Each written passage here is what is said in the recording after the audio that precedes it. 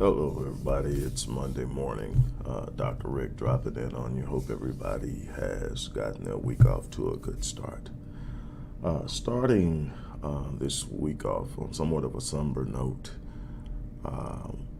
with the recent death of former Miss USA, Cheslie Kryst, who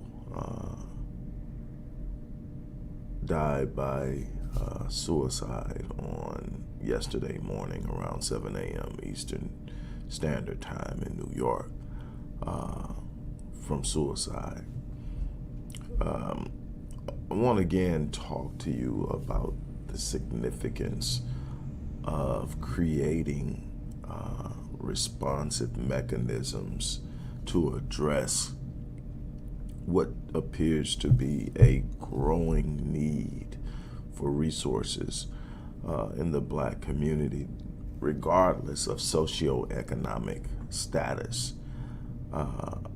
Over the years, I have learned that depression and other forms of mental conditions don't play favoritism. I have found that people who are struggling in the pits of poverty struggle with depression. I have found that people who are the most celebrated and financially affluent on the planet struggle with depression.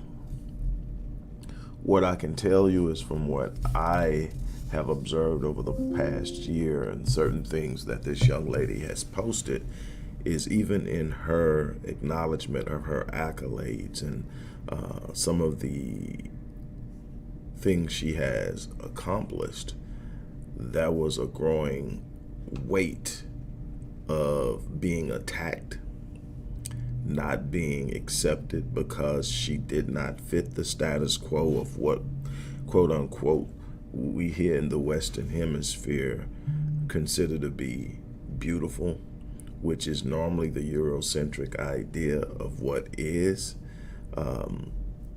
She was not as tall as most women who competed. She was more muscular with a pronounced six-pack because she competed in college as a track athlete. She was an attorney. She had curly hair, which was a reflection of a part of her that was, what the world was that? A part of her that was obviously a part of the African American community, her blackness, and she was attacked constantly. She admitted that she had to delete comments on her social media content, attacking her, calling her ugly, and a bunch of other things, and it wears on you. Yesterday, she jumped from a 60-story apartment building in which she lived in New York. Still a lot to find, that goes into finding out exactly what happened. But what it does highlight is the need for us to develop and build within our own community, regardless of socioeconomic positioning or status. Mechanisms that allow people who are in need of intervention, whether it's professional counseling, whether it is support groups, etc. We need to do a better job of resourcing our community. We need to stop expecting the resources and the solutions to come from outside of the community, and we need to invest in ensuring that what we need, we have. We lost a mayor, a black mayor in the state of Maryland this past week. gunshot wound to the head. Again, you never know what people are going through, and especially when it comes to black men, we have been conditioned to say we're good. No matter where we're at, no matter what we're going through, when we're asked, what's up, how's it going? I'm good. I can tell you that that's not always the case. Every person is built different psychologically, emotionally, and it plays a major role in how we respond to adversity, how we respond to those moments of melancholy, how we respond to a descension into the realm of depression. Some of us have breaking points that are so deep and so low that we never reach them, and others, the breaking point is not that deep.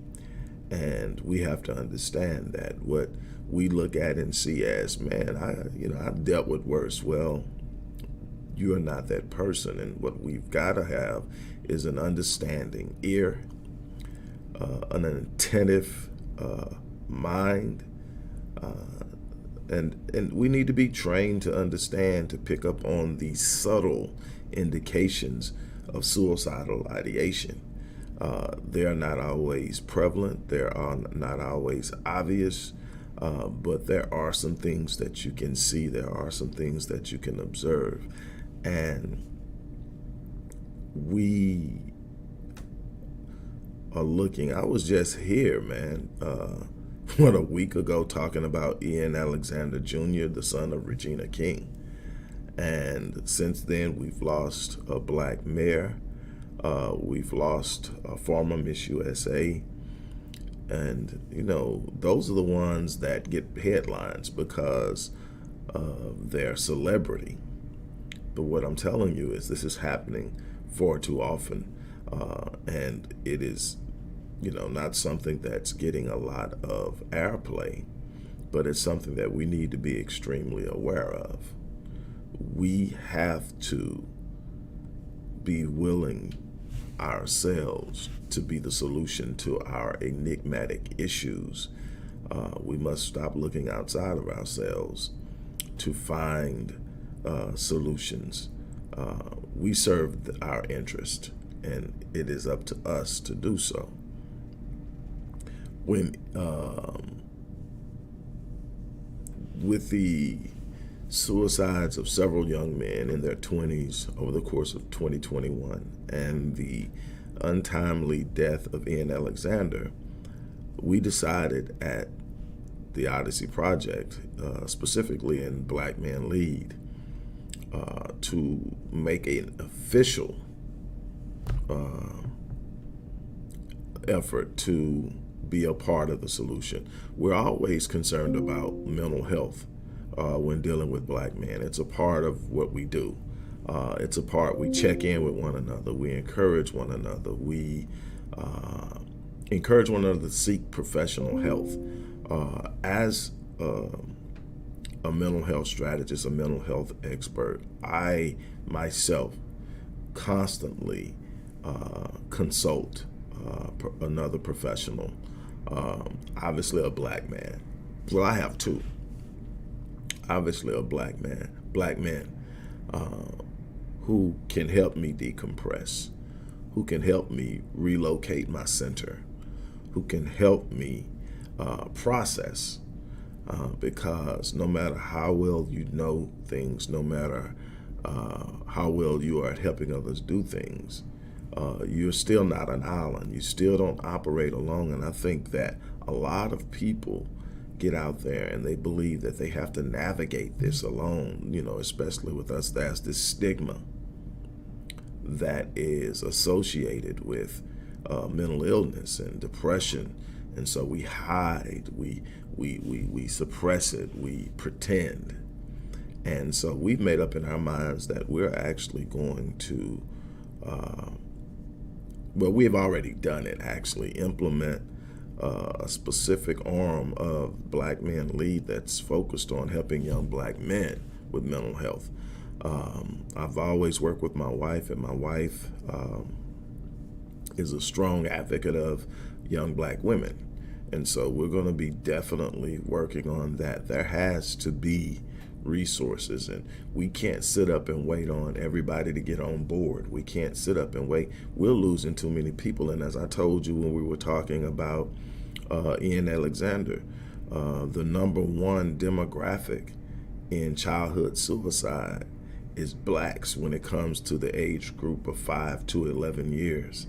Look, those are babies, and they're killing themselves. And yes, there are some definite influences that we didn't have to deal with as kids. You know, as kids, you were being bullied at school. You had to get to school. You navigated the bullying, and you know, you got through school. You got home. You were safe. Well, that's not the case now, because a great deal of bullying that's going on is cyberbullying. It's being done on social media, and so it follows you. And there's a constant pressure that, you know, where people like myself, you know, people come after me, people say things, and, you know, I take it, keep rolling. I've been doing that all my life, but I have to understand that everybody's not built the same. Everybody's not at the same place.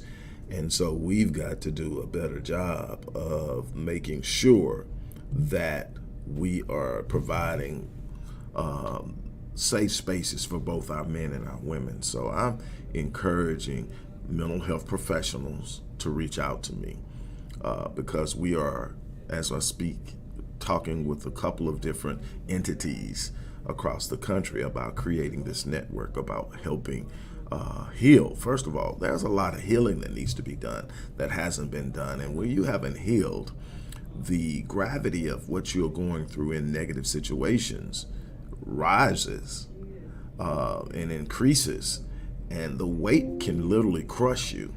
And so we need to talk about healing. We need to talk about mental health resources. We need to talk about removing the stigma of seeking professional help, and so much more. So I'm asking everybody that has any type of influence, expertise, knowledge in the mental health industry, from our licensed therapists, our certified therapists, our trained therapists, on up to clinical psychologists and psychiatrists, we need you to weigh in. We need you to check in. There's going to be an email address that you can reach out to the Odyssey Project on, so that you can let us know your information, so that if we have someone in your area, we can refer them to you. Also, those of you who want to support the work we're doing, definitely always going to be a place in the description box that you can help and support the work that we're doing. So we ask you to definitely do that, but we need to really stop thinking that this thing is going to solve itself. On that note, I'm going to get ready to get out of here. So much more work to do, and I'm going to have to get it done, but that just kind of hit me. I didn't want to even talk about it yesterday. Yesterday is Sundays are a day now that I'm really trying to spend in a positive place with my family. So I didn't even mention it to Marion when I read it. That's something she and I talk about today, and she may have done the same courtesy to me. She may have read it and just said, I'm not going to even tell him about it, because we take it to heart when we see things like that, because we know one day it could easily hit home if we're not vigilant. And there's so many things going on, so we're gonna be on that. But definitely, we need to be more aware. We need to be more prepared. We need to be ready to resource the needs of people who are struggling with their mental health. On that note, I'm ready to get out of here. You guys have an unbelievable